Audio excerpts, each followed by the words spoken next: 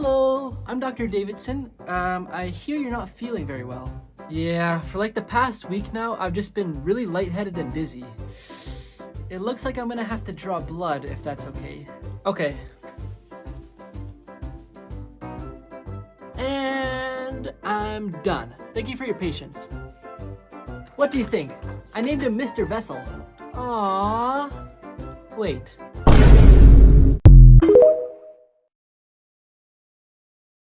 You see that old lady right there? Do you want to go steal her purse? No! Why would you even say something like that? Oh, my mom's calling.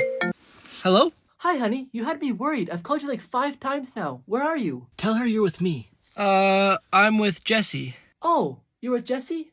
Why didn't you tell me? Can I talk to him? Sure.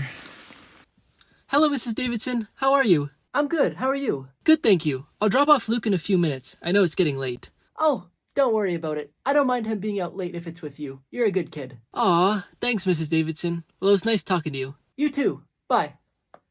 Jeez, what a good kid. All right, I'll be right back. I'm gonna go rob that store that the lady just walked into. Keep this between the two of us, but yesterday, Mom put $100 on the counter, and I took it without her knowing. That's not even that bad. A couple of weeks ago, I snuck out to a party while Mom and Dad thought I was sleeping. You did what? Oh, hi Eric.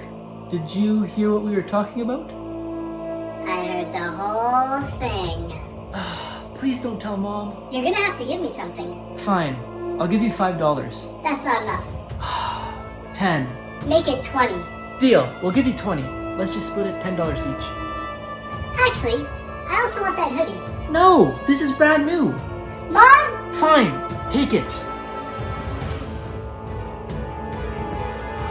Thank you. Mom! You won't believe what Luke and Tommy did!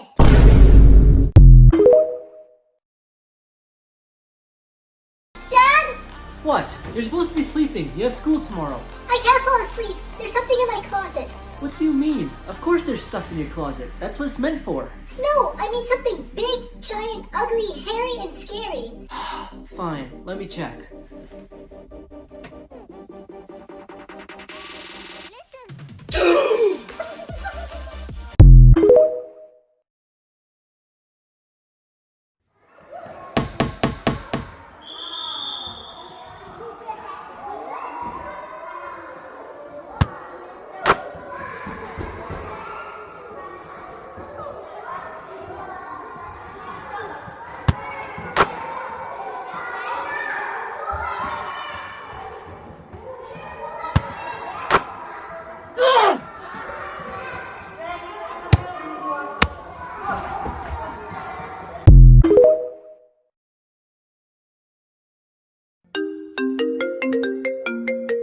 Hello? Hey man, are you busy right now? Kind of. Why? Well, I have something really important to tell you. What are you doing? I'm watching a live stream. Do you mind calling me back when it's over? Yeah, of course. Okay, I'll talk to you later. Bye. Bye.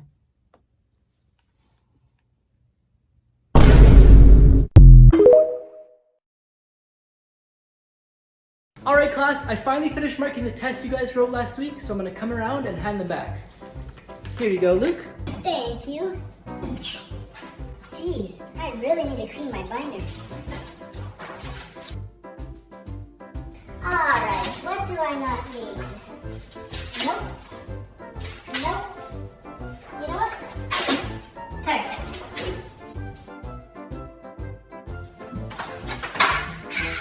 Much better. Good morning, class. I had some troubles with my computer last night, so I'm gonna need that test that I gave you guys yesterday back so I could re-enter the marks.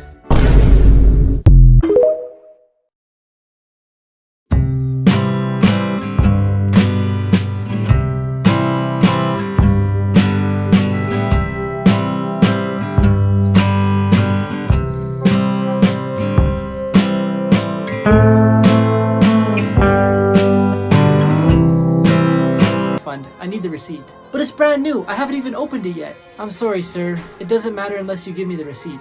Come on, man, please? If you want, you can try client services on the 2nd floor. Fine. Can I at least get a bag? Yes, of course. Here you go. Thank you. Yeah, drinking dope turned me to Alright, final question. Can you count from 5 to 10 for me? Sure, 5, 6, 7, 8,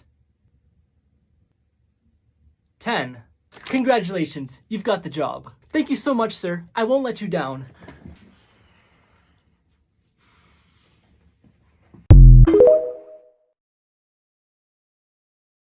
Hey Luke, what's your computer password? It's Luke1234. Thank you. Oh wait, since you know my password now, what's yours? Oh, mine is Superman, Batman, Flash, Iron Man, Loki, Thor, Deadpool, Spider-Man. Why is it so long? Because it said it had to be at least 8 characters.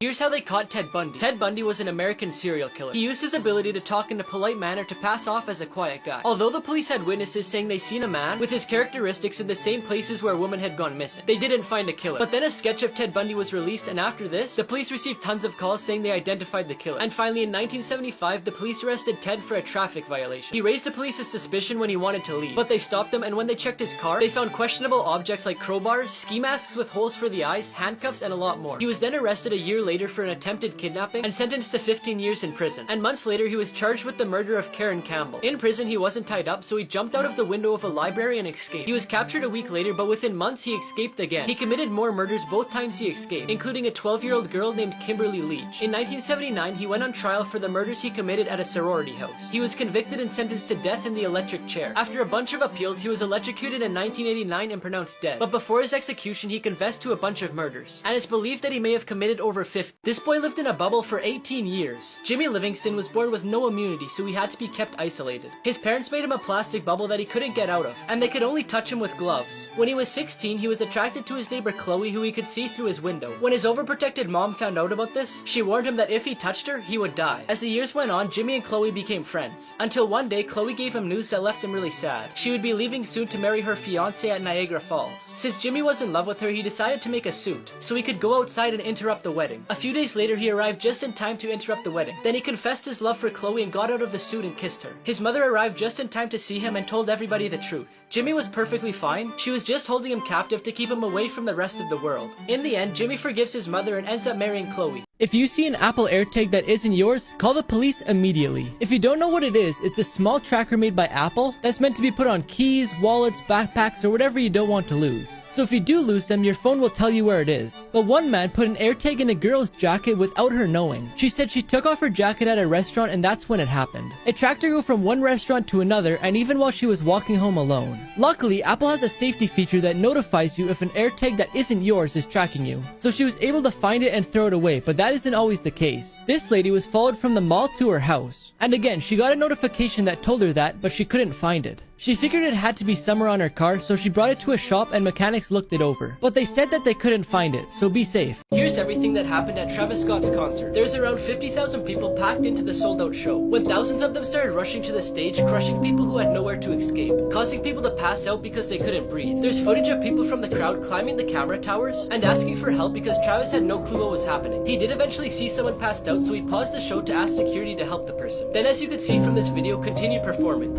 Security, somebody help jump in real quick. Keep going. Just keep this way. In this footage, you can see an ambulance in the crowd, and then 2 men talking to Travis, but then they leave and he continues the show. There is a total of 25 people who were transported to the hospital, and 8 of them passed away. This cop went undercover in a wheelchair to catch thieves. In Vancouver, Canada, the rate of street crimes were rising. Thieves would target people in wheelchairs because it's easier for them to escape, and unfortunately, sometimes they wouldn't just steal from them but also hurt them. So Sergeant Mark Hosley decided to run an undercover operation. The year before this operation, 28 people in wheelchairs were robbed, and 7 of them were physically attacked. The sergeant grew a beard and changed his overall appearance. He also sat in a wheelchair with expensive items to attract the thieves, then went downtown Vancouver to see if someone would rob him so he could arrest them. The operation lasted for 20 days, and in that time he had many people give him food and money. Even people who the police had suspected to be robbers before warned him to keep his expensive items away. In the end, even though they didn't catch anyone, they said it was a success, because the story went viral and now thieves are scared that they might rob an undercover cop.